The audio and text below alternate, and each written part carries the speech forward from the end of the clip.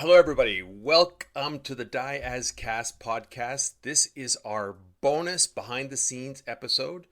What we're Pew, pew, going to pew. do, pardon me. It's There's just a like sound effect. pew, pew, pew. Oh, okay. Yeah, go ahead. Do the sound effect because that's what we want. Because we don't have our editor here Yeah, and to we're pew, not pew, going to be pew. we're not going to be able to put music in because that's way too hard. So we are going to be doing a rough edit, a rough cut, but I want everyone out there to think of this as you're seeing us live, except you're not seeing us and we're not live. But other than that, it's like seeing us live. And Other than being fundamentally different, it's the same. yeah, It's the same. it's basically that. And so this springs from some questions I've gotten from people who do not play Dungeons and Dragons. So this is going to be a little bit about behind the scenes. It's going to be a little bit about how to play Dungeons and Dragons and why we do things. And it's going to be a little bit of explanation about how we ended up in this world, how we ended up in this adventure, and how Chisk ended up at the bottom of a pole. A tall pole. And if you don't know what we're talking about, go back and listen to the episode. Yeah, you got to get some context. Yes, and those two voices are two of our top performers in the show. Two of the top four at the very least. Oh, Yeah. that's good. Yeah, they are of all the performers we have in the show. These are definitely two of them. So we are going to talk just quickly. I'm sure I've mentioned this in one of the episodes. This breaks down the fight scene. So this is like the director's cut of a fight scene that happens in episodes 2 and 3. Starts in 2, ends up in 3. We're going to be talking about skill checks. We're going to be talking about some of the mechanics, some of the dice rolls. So if you don't know what a D20 dice is, we're going to be talking about what a D20 dice is. We also have D6s, D8s, D12s. We are fully stacked. And Diego's too. And Oh, Diegos. boy. Hey. Hey. Also, should we introduce ourselves? Yes. Hey, yeah, no, that's slick. Yeah, That was let's a get slick into it. little. I'm Praise the Kevin, the DM. We also have with us Diego, and That's me. and go ahead. The two of you can introduce yourselves properly. Yeah, we're adults. We could do this. We can. Yeah. Debatable. I'm Diego. I play Chisk here on the Diaz Cast podcast. And I am Madeline, and I play Maeve here on the Diaz Cast podcast. And yes, we are missing Griffin, who is our Gideon Sweets. Yes. And so each of the players, just to give you the most basics, each of our players have created a character. And that character has certain attributes. So they have various physical skills, physical attributes. They have strength, intelligence, wisdom, dexterity, constitution, and charisma. These have been randomly generated or more or less randomly generated, and that gives them certain advantages and disadvantages. And what you'll hear, what we talk about tonight, is, for example, Madeline's character, has a lack of strength. She has average strength, so she gets no bonuses when she is trying to do something that requires her strength. Whereas Diego's character, Chisk, has above average strength, so he gets bonuses. What he makes up for, though, is that he's not particularly dexterous, and that Not at all. hurts him in a literal sense. Whereas Maeve, I believe Maeve has above average dexterity. Maeve only has a +2 to dexterity, so she's okay. She's Pretty not great. above average. Yeah, she's above average. If she was in school, if you were in school with her, she would be the one that did well in the gymnastics class. Yeah. She would get silver. She Yeah. would get silver, Absolutely a silver winner for right? Yeah. Which is really Canadian gold, right? That's as good as you could hope for. With the characters, as we go through the story, we use dice to create the ability to succeed or fail. This adds an element of randomness, which adds all sorts of interest and often hilarity to the story. And it also means that nothing is completely within anyone's control, which again duplicates real life best laid clans of rats and men. Rats. Rats. Hey. Oh. Good callback. Go back and listen to the episodes. You'll know what we're talking about. Yeah. So we're going to start. This adventure is based on Cat and Mouse, which is a Kobold Press adventure based in a different city with different characters and a slightly different plot. So I, as the DM, have adapted it to our current situation, to the story and the setting that we have created, and I have tweaked the characters to fit much more nicely into our world. However, the original adventure is Kobold Press's creation. If you are considering DMing, then do not over prep any of your adventures, because the players will not do it the way you think they should. They will get in the way, they will screw things up, and they will spend far too long talking to somebody you thought was a toss-away character, forcing you Most definitely to take elaborate notes so that your son doesn't fucking rag at you about the names of some character. Like, who cares? Sorry, was that out loud? Indeed. Very much. We were all there for it. I think Griffin just texted me saying, "Did my dad say my name just now?" Yeah, that's right. Every time, a Griffin gets his wings. This particular, like I said, this just to give you a little more background, if you haven't heard the episode, the three characters are investigating an alchemist. Now, the alchemist has this very strange trailer. It has a metal wagon base, but it also cranks up to a second level, which is his Some might say quarters. erects up into the sky. There we go. Yeah. He has erected his odd tent trailer with its 3 levels of tents. So there is a tent above his main trailer, which is his sleeping, and then there is a second tent higher in the sky. How high in the sky, Chisk? 40 feet in the sky. Too high. His laboratory. And these 3 are trying to investigate. The fellow's name is Heath. He is not a clean fellow. He is an alchemist. He is wrapped up in chemicals and it turns out fluoride, because he has really good teeth. But aside from that, he's not the most winning of people. So the team have come up across, and they've decided to climb up and investigate.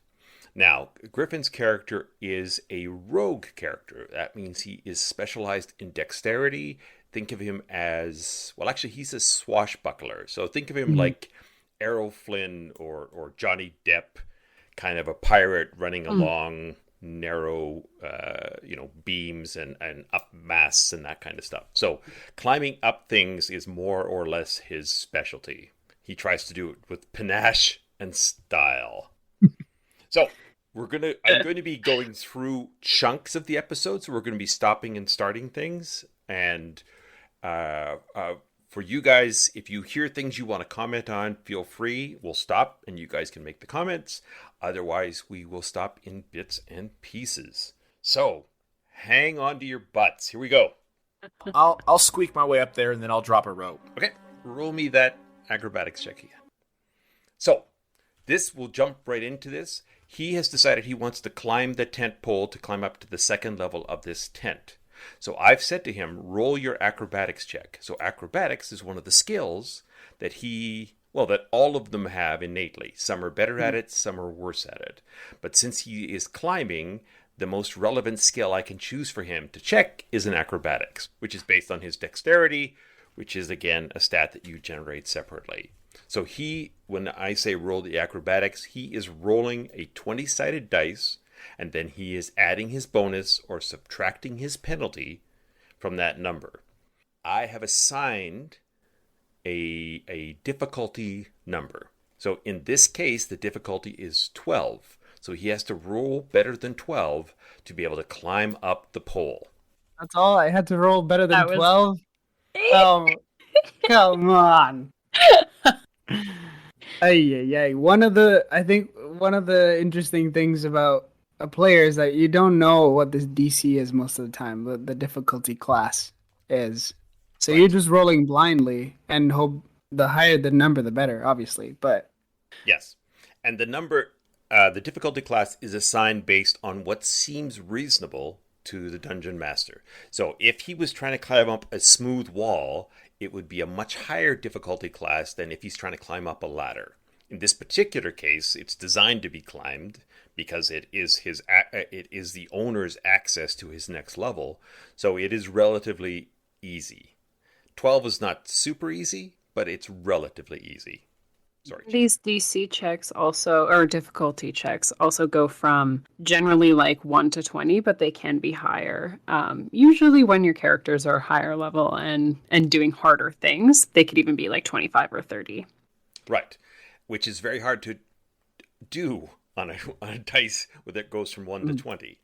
So, but if you're high level, sometimes you get bonuses of like plus 12 to your dice, you know? right. If you're really, pushing into your skills. That's right. So the difficulty check is, again, something he won't know about. He will know only if he succeeds or fails at it. Now, obviously, if they are continuing to climb up and down the pole, they'll eventually figure it out, which we actually spent a lot of the third episodes going up and down the pole. And As soon as I got to the top, they were like, okay, we're going back down. I was like, oh, God. Yeah. All right. So Gideon, Griffin's character, has had to climb the pole. He rolled, I believe he said an 18. Let me just double check that. Actually, just go back. I'll squeak my way up there and then I'll drop a rope Okay. Roll me that acrobatics check again. with advantage, right? Because you said it was like a ladder. Sure. I cannot believe we are breaking in. This should we is talk so about exciting. advantage? Pretty short, simple explanation. Advantage just means you roll 2d20s and take the highest number. That's Yeah, so you have twice as good a chance, really, of succeeding because it is super simple. So it improves the equality or the chance of doing it. Also, by him dropping a rope, as he mentioned, what he's doing is he's providing advantage for his teammates who aren't as good at climbers. I.e. Chisk. yeah. Right. So what we're going to see is that even though you have advantage and it's a relatively low thing, that doesn't mean that you automatically succeed. And it doesn't mean there's not consequences for fail. And quickly, the opposite of advantage can also happen where you have disadvantage. You roll 2d20s and you take the lowest, which usually sucks. Usually sucks pretty bad. Right. But you can also succeed even though you're rolling at disadvantage. What it's doing is it's Correct. increasing or decreasing the chance of succeeding on a particular activity that you're trying to do. And again, what they're doing with Dungeons and Dragons 5th edition is trying to sort of streamline or simplify, but still encompassing all the different random things that a character may want to do, whether that's jump on something, whether that's pull a rope up, whether that's trying to convince somebody to do something or trying to deceive somebody into doing something else. So they have a wide range of different skills, and the job of the DM is to figure out which of their skills is applicable in the specific situation. Don't really do anything at home, so this is... Nobody tell Big Willard. I got an 18. Okay. So so you could go there and you can lower a rope for these guys. Let's do this in 20-foot segments. Maeve, you can roll me a acrobatics with advantage. Nice. Okay, it's not that bad. It's a 16. A 16 is enough. So you are now entering the first level. I'm going to just get you to roll me your stealth. Ah, All right. So she has had no problem climbing up to the first level. it's all the gymnastics. It's all the gymnastics that her character had in her youth. Those silver medals. Right. The problem is, or the additional condition, is that the owner of the tent is asleep in the tent currently. So, in addition to her rolling her acrobatics, she now also has to roll her stealth. So she has to climb, but she has to also climb quietly. It's a big ol' 5. I would like to... So, She did her stealth check and she rolled a 5. Or in her optimistic way, she said a big old 5. Listen, we try to look on the bright side, okay? The Yes. bright side of every day. That's right. So a 5 is not very stealthy since it's a 5 out of 20 and it actually added her some bonuses, I think. So she actually probably rolled lower than a 5 and then added some bonuses to get all the way up to 5. However, what's happened is now the owner, Heath, has started to wake up. So she is by herself in the first level of this tent as the owner is waking up. Below her is Chisk waiting to climb. Above her is Gideon, who has already climbed up. So she has to make a choice about what her next action is. Use my predatory charm on him. Oh, Something that non D&D players might not know is that as a DM, Kevin has prepared, like he said, certain things, like the fact that Heath is sleeping in the tent. But what the dice do too is that it makes him react in ways that he was not expecting. He might be prepared for us to pass all of this, successfully, and then we get some crappy rolls, and then he has to come up with ways in which it makes it more difficult for us. that's right. And actually, as per the original plan that I had roughed out, or in this case, taken a published module and adapted, they would have come back in the morning. So this whole Oh no, what? scenario was not supposed to happen. So the whole That's what was- Chisk wanted to do. That's what I just wanted to go to sleep. yeah. And one of the things often as a DM you can do is you can subtly drop hints when they suggest something that you think is appropriate because that's what you've prepped, but you can't dictate to them. You can, I mean, technically you could dictate it to them, but it sort of breaks the reality because they really are free to do whatever they wanted, and they could technically have climbed up and immediately stuck her dagger in the guy, or But I'm kind, so I didn't do that. right. I'm a good person. Yes, I'm not saying you should or shouldn't. I'm saying you could. Oh You yeah, have the option's ability- always there. Yes. I mean, you could have spent time to try to chop the post down and tip the whole thing over and kill several people. You could have completely ignored it and gone wandering through the city. So there are different things that well, there's innumerable number of things that characters can do. You can coax them or you can coach them, but you can't really force them. Sometimes there is an aspect of force, like if they are talking with somebody who has more authority than they do, or if they've cut a deal with somebody, then it does start to limit their choices. Otherwise, the whole story breaks down. And again, There are also limits within the world too. Like you can't do. There are physics and things that Yeah. are rules that are within the world that you can't just break. right, and that's often something that the new players struggle to. Because they feel like it's such a completely open world, they could do anything. They could, try to slap somebody's horse or wander off and steal a kid. Or Yeah, usually- we have these things called murder hobos, which a lot of new players kind of fall into the trap of doing with their characters. And it's super fun, but it's not very contingent for storytelling, or, having other players like you very much. Yeah. right. Like there are consequences to your actions within D&D as well. Yes, and the consequences are essential because what you're doing is you're creating a shared belief structure. You're creating a individual reality. So with the characters not necessarily knowing, now of course that always gets tweaked or changed or adapted because there is magic, there is there's demons and angels and sprites and fairies and things. So it's not completely, of course, realistic, but there has to be an internal built-in realism. Otherwise the story is lost. And then it becomes that much less engaging.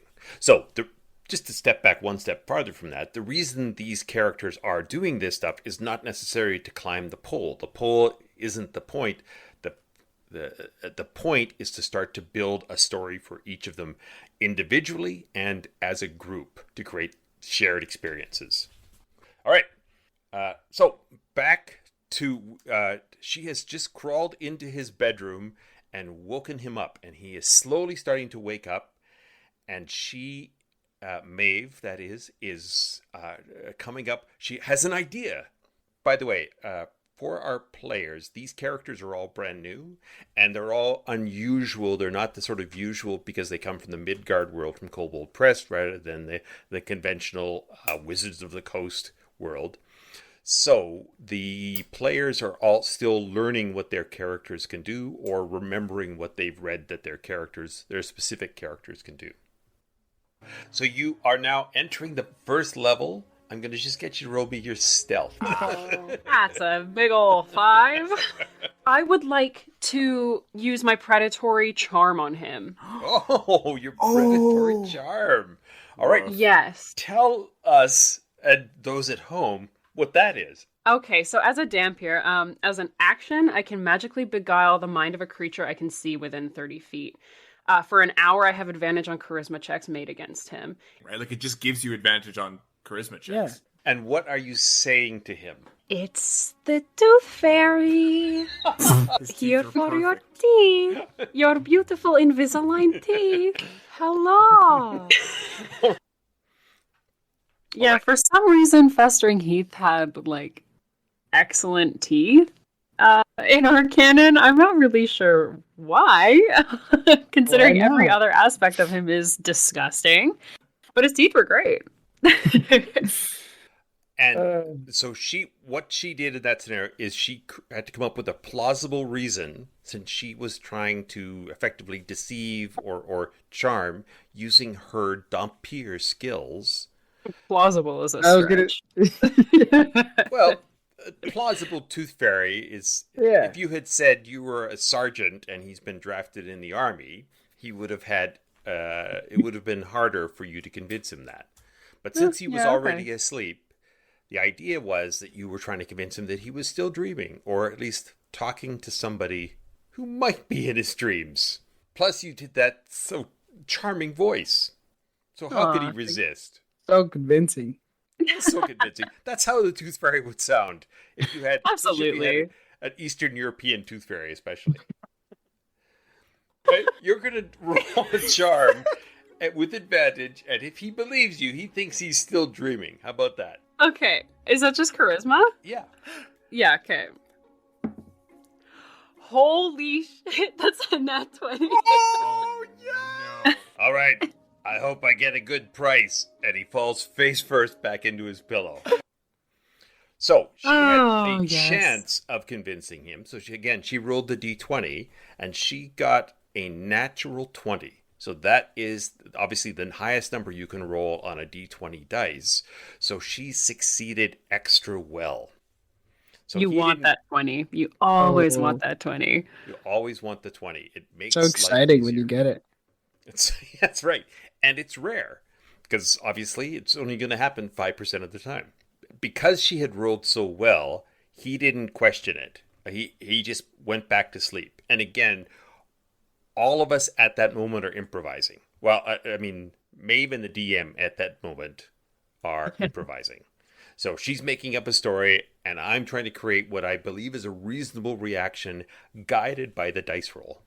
However, it's always something to be celebrated. However, there's also rolling a natural 1. One is called a critical success, the 20, and one is called, what is it, Chisk? I can't remember. A critical fail. Too familiar. Oh, yes. So Maeve made too much noise. She actually had her rings caught in the tent, is what she was elaborating on.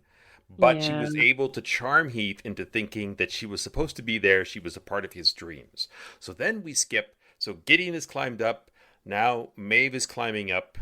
And now we go to Chisk, our piney. Have we talked about what a piney is?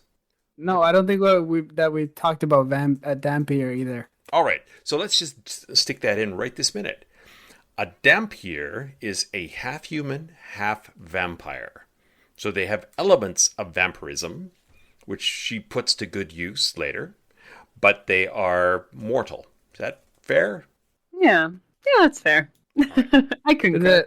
That charm was one of them, wasn't it?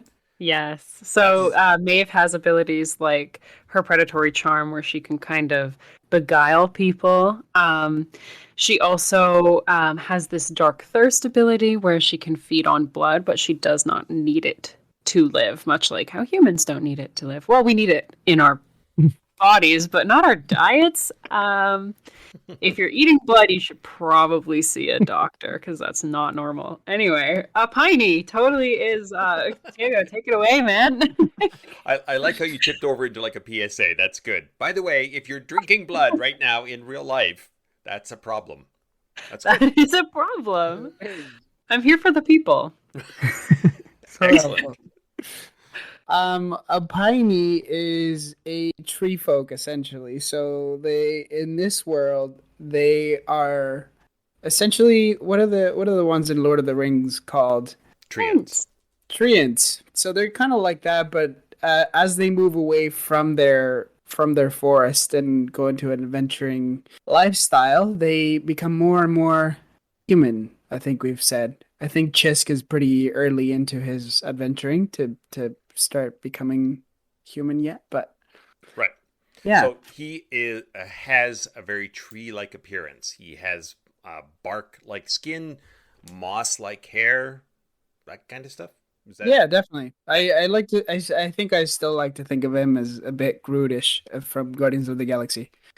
Right. Grootish. Grootish. He also has some things that are beneficial to him, like Margrave Within, which essentially give him advantage against poison, and things like that. I can't remember the rest of them off the top of my head, but Right. yeah. So he is less easily poisoned than many other types, many other races, species, because basically the rationale would be, I imagine, because he has bark skin and he has sap, not blood, running through his veins. And a maple hole. And Yes. a maple hole. That maple is a hole. deep cut for later. Yes, absolutely. Okay, so have the Piney roll me a acrobatics. Oh God. All right, here we go. Acrobatics or athletics? I guess you could use either one because you're just climbing a pole. So, in this example, there are two closely related skills, athletics and acrobatics.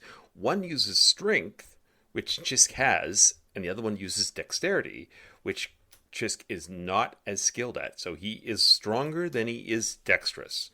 So that's why Diego was hoping that I would say he could use his athletics and not force him to stick with acrobatics. Just for reference, my acrobatics bonus is a -1. My athletics bonus is a +4. Ooh. So Right. well, we'll get to that in a minute. Right.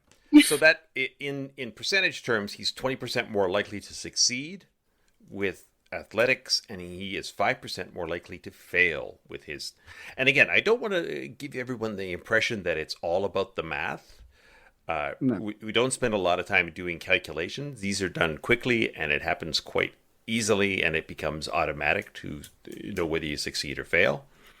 I love this game and I failed grade 12 math, so you don't have to be good at math to play D&D. You heard it here first. There you go. The thing that 5e has done so great is that it uses the mechanics of the game to enhance storytelling. The mechanics of the game, the math is like really simple. You pop in and out, you look at it, and then you forget about it for the sake of storytelling. And earlier versions of the game were more tactical war game kind of targeted. So there was a lot more detail. There was a lot more focus on, well, at least how I played, there's lots more miniature focus, spacing, grid maps, those kinds of things. Whereas 5e is more of a storytelling tool. All right. Now, we had a critical success on Maeve's part in charming the Heath, the alchemist owner of the tent.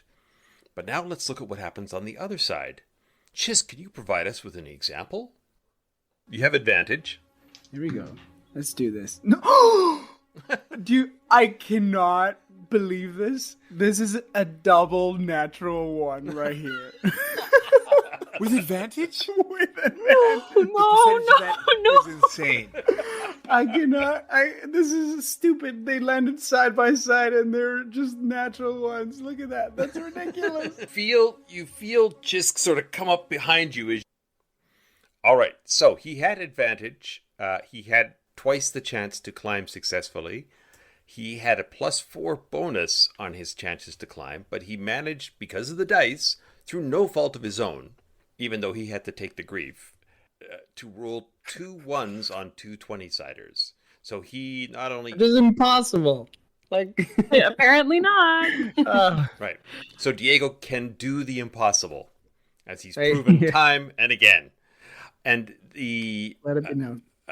so he has failed in the worst way. If you've seen like America's Funniest Home Accidents or that kind of thing, it's that kind of...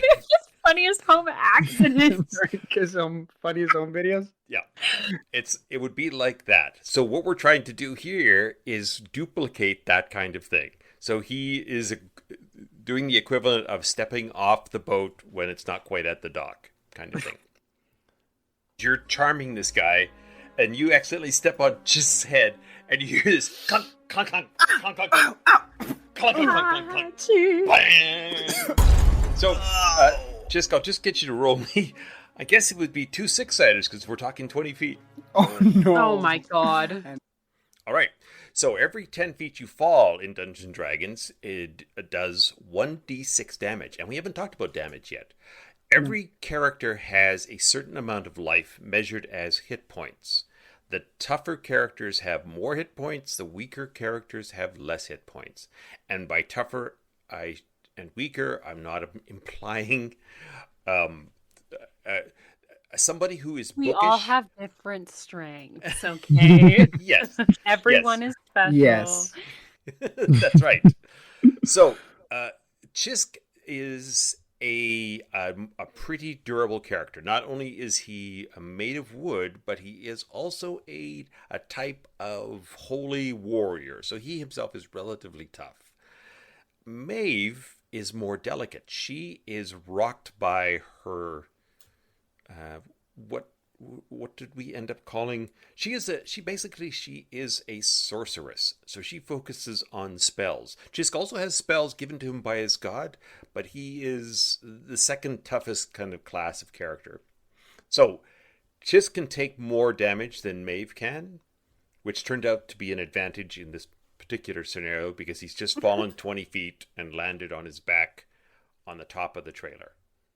Can I say that as much as I, as a player, hate natural ones, as part of the story, they're really satisfying sometimes, as demonstrated in this scenario. Like, it turned out to be like a really fun, cool moment. Yes. Because of my It's something absolute that you have to bounce back from. Like, Yeah. you're like, okay, now the worst thing just happened. How do I? What do I do now? Yeah, you just gotta make it fun. And having those accidents makes the successes that much sweeter. So what it does is it puts in stakes into the game, because it's possible for Chisk to knock himself out or potentially even die. And depending on how badly he was hurt, sometimes he's revivable, sometimes he may not be revivable. So there is definitely consequences to having bad luck, as he did in this case. So because he had fallen 20 feet and the damage is 1d6, I had him roll 2d6. Oh yeah. And he came up with, I believe it was 5 damage. So it could have been as high as 12 or as low as 2. And a d6, by the way, is just a conventional dice, the regular dice you would see in Monopoly. Here's how Chisk dies. Oh, I don't even have my healing dice. That is 5. So you take 5 points of damage as you land flat on your back on the ground again. You had your wind knocked out of you. You're just a bit stunned as you're lying there at the base of the... Now you're lying on top of the original trailer that served as a store during the day. Right, so you're not on the ground, you're at this trailer, and you're just lying there. So now, Maeve, you have the final 20 feet to climb up to the lab at the top. Sweet. That's acrobatics? That is acrobatics. Amazing. That's another 16. All right. So you shimmy up the second set of poles to find the bear inside already. Can you both see in the dark? Yes, I can. What about our bear? I cannot. You can just barely make her out because of the darkness of the place. So some of the characters have night vision or dark vision, and some of them do not. And that, again, adds to the distinctiveness of the characters, as well as, in a case like this, the storytelling aspects. So effectively what's happened is one of the characters can see in this dark little laboratory, and one of them cannot. And that, again, factors in to the play. Can I? Does she have any scars or markings or tattoos or something that I? Oh, okay. So we've jumped ahead.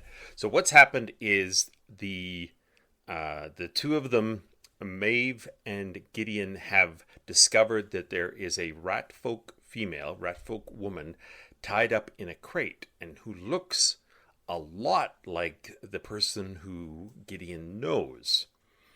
But they are instantly suspicious, so cynical that they are worried about whether this actually is Henna,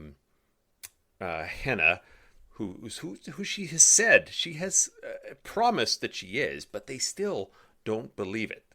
And I think this is Madeline and Griffin's cynicism. I don't think it's Maeve's and Gideon's cynicism. Right. It's I don't know, not Maeve is a warranted pretty at all. suspicious person. Like, It's she's not exactly trusting. not like it turned out to be someone else or anything. Yeah. So Gideon is trying to determine here if this is the woman he recognizes, the ratfolk woman he knows. So he starts asking about characteristics. So he's basically sort of looking at her very carefully. I know about. Have you been close to her? All right, then I'll get you to roll me a perception. You said they signed on a week ago. Yes, it was about a week ago. Okay. Sorry, perception. Mm-hmm. So perception is another skill. It's not based on your dexterity or strength. It's based on your wisdom. So again, what he's trying to do is determine whether this person is the person they say they are. So he's looking for, his character would be looking for nuanced clues, reactions. It's trying to read body language, that kind of thing. And again, just to represent that, there is a difficulty that they can figure out it's the right person. When they roll the dice, if they roll high, they're pretty certain that they are right in what the DM has told them. If they roll low, they don't know whether the DM is telling them the truth or not. It's delicious. It's a 10. As far as you can tell, this looks like her. Using my Eldritch Sight, I can detect magic at will. Can I detect magic on her? All right, so this is another thing. This is a skill that Maeve believed she had at that moment. I goofed it. Oopsie. I thought I had 2 Eldritch Invocations and I only had 1. I actually know because I didn't even have any. Never mind. Oh, no, yeah, we hadn't leveled up at the time. I thought I was getting ahead and doing the right thing. Yes. No. So what she's referring to is this is a skill that she had developed later in her character. She thought she had it at this point.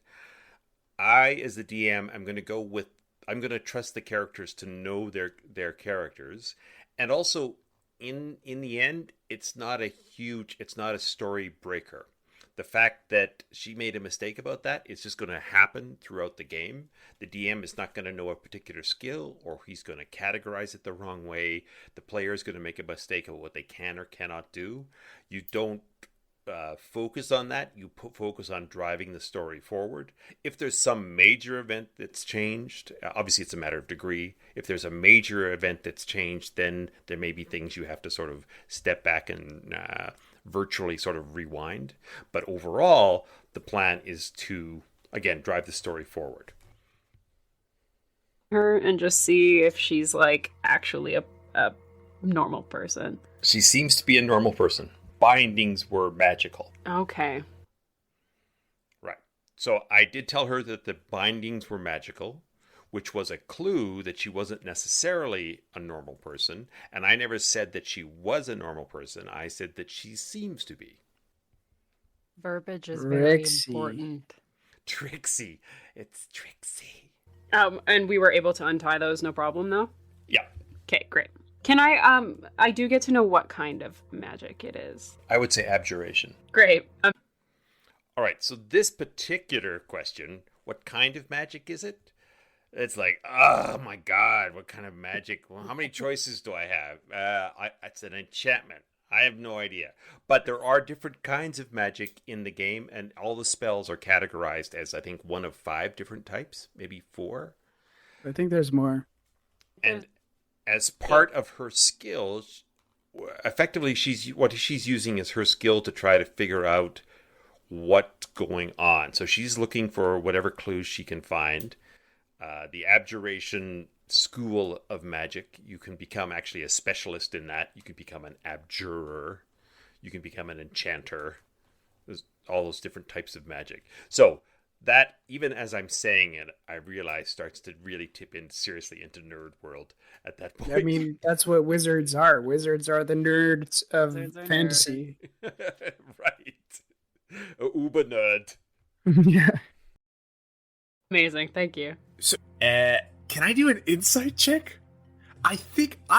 Here's what I'm thinking. I think one of the 2 hennas that I have spoken to or I am speaking to is incorrect. Yeah, that's what I was thinking too. Or at least like a memory wipe or something. Can I do insight? Oh. All right, so I just want to stop at this moment and point out the amazing acting ability of the DM to be able to portray a character that the characters don't know, and then on top of that, nuance it so that they pick up subtle hints that the character is lying. It's really an unsung thing. So I'm just singing it a little bit right now. This is the most I forget meta who the podcast I've DM. ever Oh done. yeah, I was the DM on this part. Man. Sure. I'm not wise, though. Damn. All right, here we go. You can do it. 4. Aye. He's not wise. No, smart, not wise. So he. Oh my God, I'm creeped out. Okay. Yeah, I don't believe you, Hannah. She says, I don't know what to tell you. I hired you. Then it seemed like it was taking forever, so I came to find them, and Heath got the drop on me. Hannah, I need you to be honest with me right now. All right. Are you the real Hannah or not? That's right. If you're tricking us, you have to tell us. You have to tell me if you're a cop. Oh, you got me. No, I'm kidding. No, she says, I am the one true henna. Hannah, you tell me right now what we were eating at the bar. All right. So, again, the characters are very suspicious of this henna. And it turns out they were right to be suspicious because it's not henna, it's her evil twin sister, Henta. And that is... evil is subjective. It's Yes, very right. true. Yeah. That's true. We'll just In go... the eyes of Henna, she was evil. But in the eyes... You're right. Forget that I said evil. It was her twin sister. But she was trying to trick. She was being evil in that she was being dishonest with the players at that point because she was trying... And again, I don't know exactly what the characters are going to do, so I'm trying to play Henta reasonably. And I'm trying to remember what Henta would know or would be able to puzzle out based on what the characters said, as opposed to be able to lie perfectly, which technically she would be able to do since I have all the knowledge. So the idea there is, again, to finesse or fine-tune the interaction. So again, we're driving the story forward. We're creating a little bit of drama, creating some conflict. And we're also, in the players, generating a sense of discovery or accomplishment that has nothing to do with a dice roll. It's them using their actual brains to figure this stuff out. So Griffin pulled an amazing maneuver here by asking her what we had eaten at the pub, 4 where hours the before. actual Henna had been. That's right. And they had soup, and we had played that out in one of the previous episodes. So, and there's no way, because this woman, the Henta, was captured, there was no way that she would know that, so she just took a guess. Okay. She says you were having drinks at the bar. Yeah, we also had food, Henna. What kind of food did we have? Sandwiches? Not too fucking slow. Now, yeah, I punch Henna. So let's roll initiative. So they figure out that this is not henna, and their reaction is to hit Immediate violence. Immediate violence. So they are suspicious, and they react like a sociopath and go to kill. And now the interesting thing about this for me at this point is they realize that this is not their friend, not the one they know, but they don't know she has a secret. Actually, I'll just tell you. The secret is that she is a were-rat. Now, the reason that's significant is that were-rats are resistant to damage from non-magical weapons. And these three, being brand new in their world, don't have any magical weapons. They have some spells, and that damage gets fully registered. But when they punch or stab or kick or hit with an arrow, they think they're doing this much damage, and they're only doing half as much damage. And I'm not telling them that right off the top. I'm just letting it roll. Also, this is where we roll for initiative, right? Oh, yes. Good point. So when we get into combat, we create what is called initiative. And all that's doing is deciding who goes first, who is the fastest to react to some situation. Now, in this scenario, Gideon got a surprise hit because he just said it. So he just hauled off and hit her. But once we get into initiative, then it comes down to, and again, it's rolling a 20-sided dice. You are adding your dexterity. There are classes that add different things, wisdom or intelligence or wizard level or various options. And what that does is how quickly you react in combat. However, after the first round where everybody's taken a turn, then we just play it out in order. And what that allows to happen is that everybody gets a chance to act and react to things. And it also just, and again, this is an artificial situation because everything is happening all at once, but the mechanics of the game require you to each have an action. So it goes into what they used to call that bullet time, or everything just slows right down. Matrix. Yeah, it slows down. And think of it as the Matrix, where you're dodging the bullets. All right. Got a 6 for Maeve. Now, as you can tell from Maeve's excited tone, she didn't do that well. She only got rolled a 6, which means she only rolled like a 5 or a 4 or something, and then she added her dex and she got a 6. Now, everyone else is rolling a 20-sider, so they're going to probably go ahead of her. Now, in this particular combat, Chisk is not involved because he's still lying 40 feet below in Yes. slowly trying to decide what to do with his life because he's recovering from the fall. And it makes sense because if you've fallen 20 feet out of a tent flap, you wouldn't just jump right up and go, well, I think I'll try that again. Yeah. I also don't even know that any combat is happening because I can't hear anything at this point. That's right. And that's one of the things we will check in later. We'll check to see if he hears this is happening, because it is happening literally 4 stories above his head.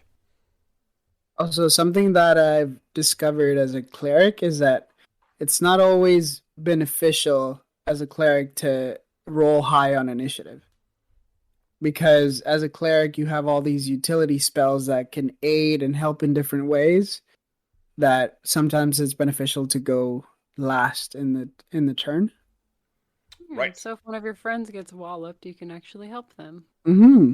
Yes. As opposed to being just like, what do I do? I don't...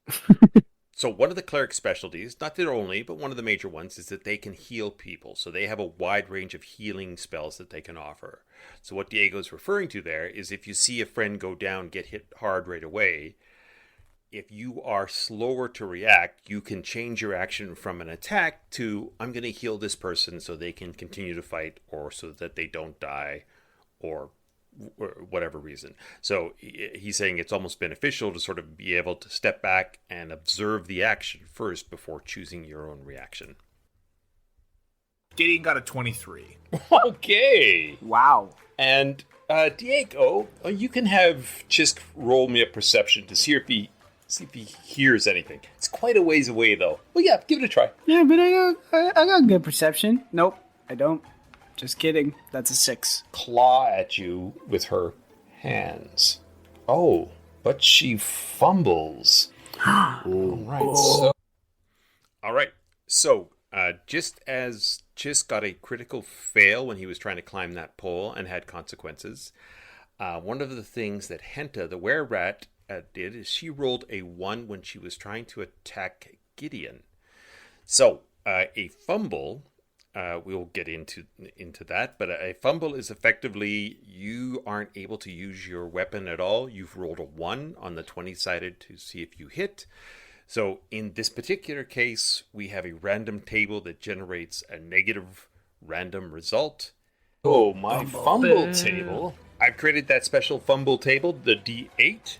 I just have to plug it for some reason at that moment. I don't know why. I've just rolled on that. She has tried to scratch you, but she ended up scratching herself. Ass. Dork. Maeve, it is your turn. So these two are scrabbling around at each other. I would like to try and grapple this henna. I just want to try to apprehend her. I just want to talk. All right. So, Gideon, Griffin's character, has slashed her with a sword. Maeve wants to try a more peaceful solution and wants to basically just subdue her, wants to hold her down so she can get more information. So she is grappling, which means she is literally using her strength to try to wrestle Henta to the ground without hurting her. And keep in mind, Maeve is not strong. She is 16 years old and probably like 5'3". Right. So... But she has high hopes. It doesn't That's always just make dreams. sense. Yep. Home Alone. It worked for Home Alone guy. He was able to do a lot of it. Yeah. But I got a +0 to strength, so we'll see how it goes. Okay, 17. Hey. 17 is pretty good. She tries to break free of the grapple. Oh, but she is unable to. So you take a good grip on her from behind, and she's like struggling now and hissing. I also have something that I can do as part of an attack. I can bite as an unarmed strike against an incapacitated creature or one I have grappled. My bite deals 1 point of piercing damage, and if the creature has blood and isn't a construct or undead, I can feed from it. So you grapple her, and you just can't resist because that neck is right there. You've got her up, grab too close, just sink your teeth into her neck. Go ahead. Okay, it's 1 point piercing damage plus my charisma modifier, so 4 points of damage. Necrotic damage, if she's not undead. She is not undead. Okay, I'm like so stuck on this thing that she's not like a real person. All right. So one of the interesting things about that is, again, because she is half vampire, she has sort of half vampire skills, and she is literally the 16-year-old vampire sinking her 16-year-old half vampire fangs into this creature, rat folk creature. The other thing about that is that she does necrotic damage, which is a type of magical damage. So the were-rat is actually taking full damage from that bite, even though she wouldn't take full damage from the bear folk's bite, who's just strictly piercing damage. Again, I'm starting to sound like we're getting into the real nerd aspect of this stuff, but it is this actually flows quickly as we're going. Do you guys have anything you want to add around that? Maeve, do you want to talk about necrotic damage? Madeline? Sorry, I just went full character there. Yeah, so necrotic damage, I guess, is one of the schools of magic, if you will, like we touched on before. This one kind of deals in the undead, so zombies and ghouls and stuff will often like deal necrotic damage. There are necromancers in some D&D worlds that specifically specialize in necrotic casting, and it's basically just like plagues of death.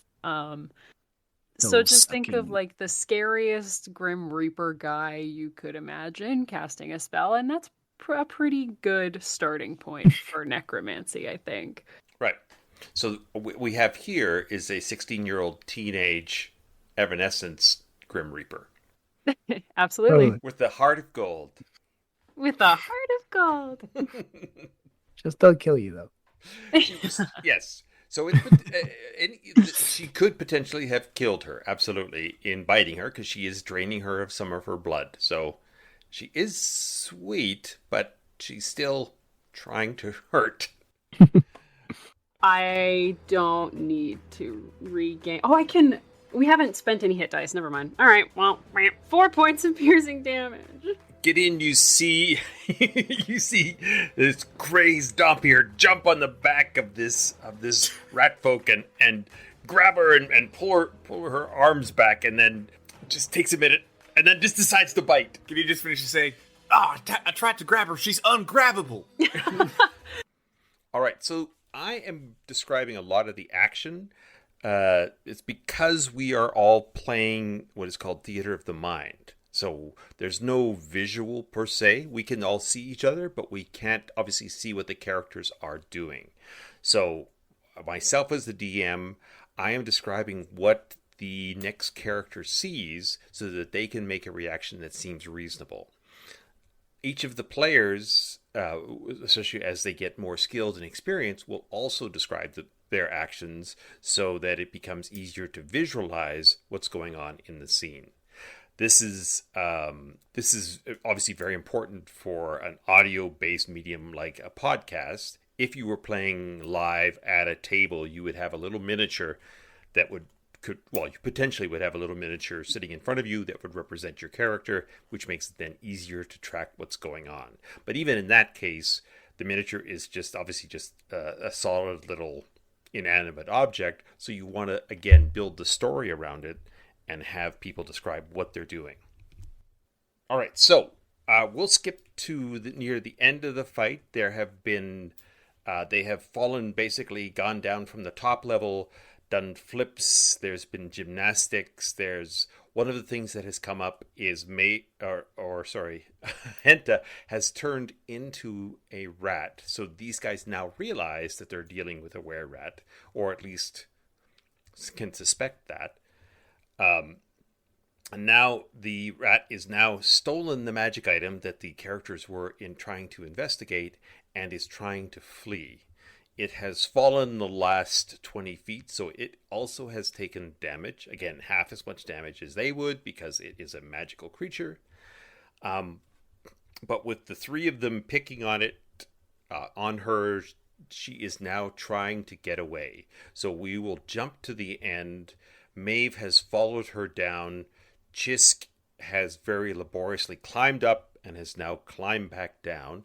He has been hesitant to inflict damage because they are trying not to kill her. Maeve and Gideon have not had the same reservations about inflicting damage. So, this is still in the same combat rounds. It is now Maeve's turn, and we leap into this. Okay. How far has this rat made it? She's only about 10 feet from the wagon. And she's now technically below me? She is, yep. I would like to try to leap on top of her. I think that's the perfect thing to do. Your stepfather, your adopted father, would be so proud of you. This is such a vamp move. It's a very vamp move. It's vamp and damp. I snap my mesh fingerless gloves and I leap. Don't want to be an American. All right. What is that? We'll just do it as a roll to hit, and you can use your dexterity. 19. Oh, no, sorry, dirty 20. Dirty 20. Those reactions could go either way. Yeah. I like to keep you on your toes. All right, so you just leap onto the back of this of this rat folk. Just roll me a 6-sider to see how much damage she takes. Don't die. 4. All right, so you hear bones crunch in her shoulder, and she falls face first, straight down, unconscious into the dirt. Is she dead or just unconscious? She is below 0 hit points. So that ends the combat at that point, because the last, well, in this case, only opponent has gone unconscious. From this point on, you'll have to tune into the episode to see what happens. Their intention is not to kill this ratfolk woman, but to get more information from her. They just had to defeat her and stop her from running away.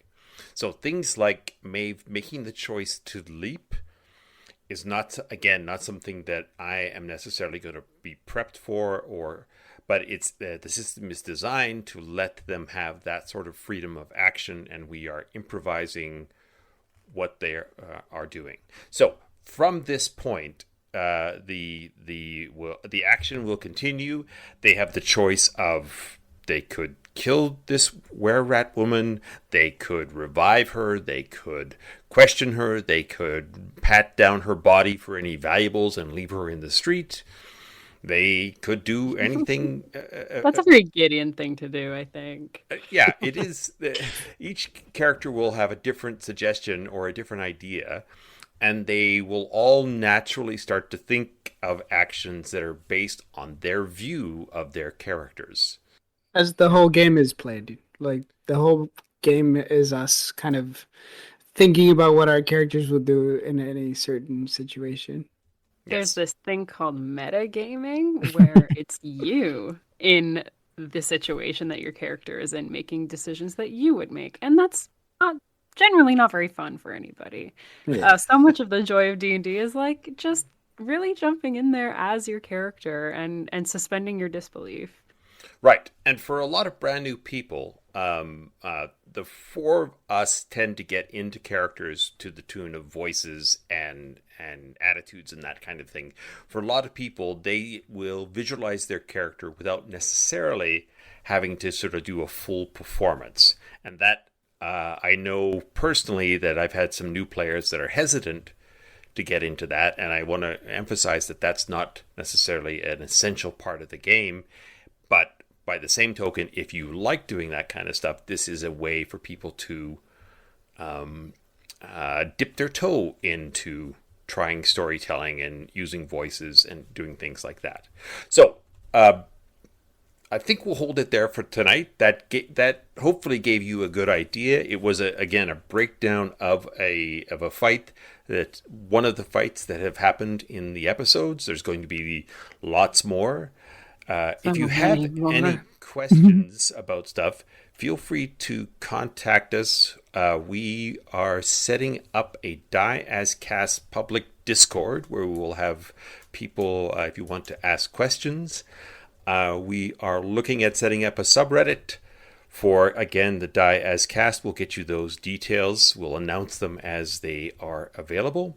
We want to make sure that people are following us and are clear on the things we're doing, and we would love to hear from you. Hit us up. So, yes, feel free. Please subscribe, like us on the various social medias, rate us in iTunes and things, and I hope you've enjoyed something a little bit different. We'll see you again next week as we leap back into the story itself. Since Griffin's not here, can I do the plugs at the end? You absolutely can do the plugs. Yes. Is it my turn on the Xbox? Can I play, Mom? We want to say thank you to Kobold Press for providing all of the cool stuff we play on. I don't know exactly what to say. I'm just coming up with it on the spot. The Boy King of Idaho for the amazing music. Morgan Emter for designing our logo. Who else do we have to thank? The lovely people who are listening. And thank you, everyone who provided something. You can, yes. I'm pretty sure also our social handle is at the Die As Cast. That's right. So, yes, you can find us on Facebook, Twitter. And individually, where can people find, if they want to hear more from each of you, where can they find you? You can find me on Twitter at Madeline H. Smith. Yes. Aha. And on Instagram at Madeline Hunter Smith. Excellent. Diego?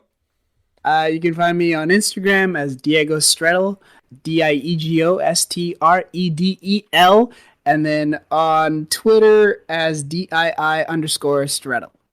Excellent. And feel free to find more of me on all sorts of things, but find me mostly on the Diazcast podcast. Thank you, everybody. We will hopefully you'll hear us again next week. And I hope everyone has an amazing week. Good night, everybody.